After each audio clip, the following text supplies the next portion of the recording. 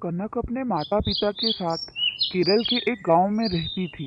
उसके पिता एक निजी कंपनी में लिपिक का काम करते थे।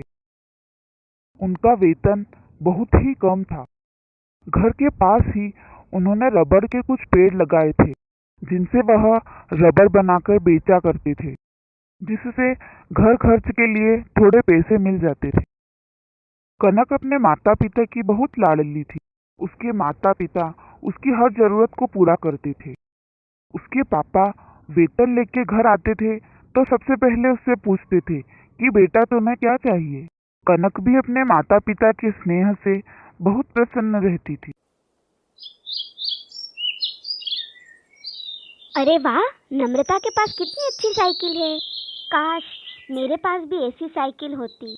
मैं आज रात को ही माँ से कहूँगी कि पापा से कहकर मुझे भी नई साइकिल दिलवा दे। माँ, आज मैंने अपनी सहेली नम्रता के पास नई साइकिल देखी। वो साइकिल मुझे बहुत अच्छी लगी। आप पापा से कहकर मुझे भी वैसी साइकिल दिलवा दो ना माँ। लेकिन उनके पास तो इतने पैसे हैं ही नहीं। अब मैं कनक बेटा को कैसे समझाऊं कि हम उसको साइकिल नहीं दिला सकते।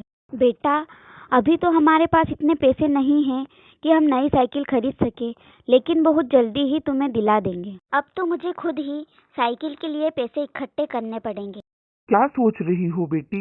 पापा, अब मुझे कोई उपहार या खिलौना नहीं चाहिए। इसके बदले आप मुझे रुपए ही दिया करो। मैं जमा कर करके उससे नई साइकिल ले लूंगी।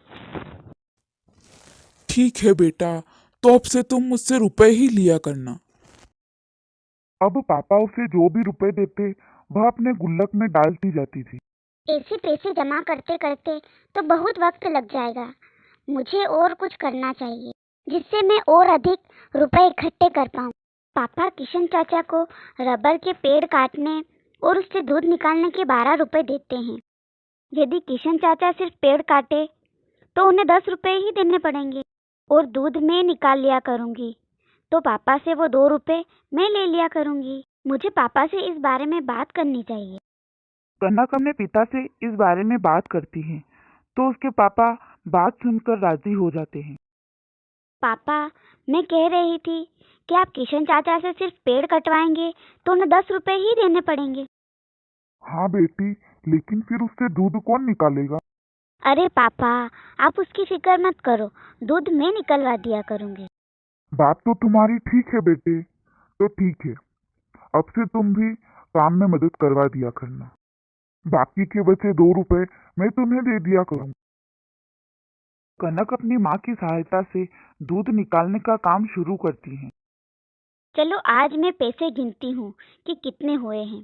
अरे वाह, ये तो बहुत अच्छी बात है। मेरे पास साइकिल खरीदने के लिए रुपए इकट्ठे हो गए हैं। आज मैं बहुत खुश हूँ। कनक शाम को स्कूल से घर लौटती है। वह देखती है कि पिता के चेहरे पर उदासी सी छाई है। वह माँ से पूछती है, अरे माँ, पापा को क्या हुआ है?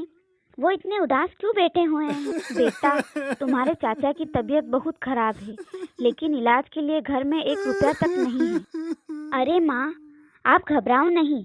मेरे पास कुछ पैसे हैं जो मैंने साइकिल खरीदने के लिए जमा किए थे।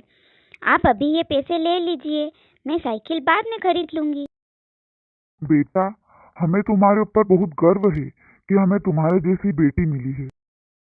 कनक बेटा, मैं तुमसे वादा करता हूँ कि बहुत जल्दी मैं तुम्हें नई साइकिल दिलवा दूंगा। फिर पापा ने किशन को पेड़ काटने के कार्य से हटा दिया। अब वे स्वयं प्रातः जल्दी उठकर पेड़ काटने के बाद ही कार्यालय जाते थे। इससे किशन को दिए जाने वाले रुपए भी बचने लगे और कनक दूध निकालने का कार्य करती ही थी। माँ ने भी फालतू खर्चे कम करके एक एक रुपए को इकट्ठा करना शुरू किया। कुछ ही महीनों में साइकिल खरीदने के लिए रुपए इकट्ठे हो गए। फिर एक दिन पापा कनक को साइकिल की दुकान पर लेके गए और उसे एक अच्छी सी साइकिल दिला दी। अरे वाह, आज तो मुझे साइकिल मिल ही गई। मेरा कितना सपना था कि मुझे नई साइकिल मिले। आज मेरा वो सपना पूरा हो गया। कनक ने तो हमें बचत करना सिखा दिया, साथ ही कनक ने आपको कठिन परिश्रम करना भी सिखा दिया। अरे हाँ हाँ, तुम सही कह रही हो भाग्यवान। यह सुनकर सभी हंसने लगे। तो इस कहानी से हमें यही सीख मिलती है कि चाहे जो भी हो जाए, हमें अपनी कमाई में से थोड़े थोड़े रुपए इकट्ठे करने ही चाहिए। वो कभी बुरे समय में भी काम आ सकते हैं।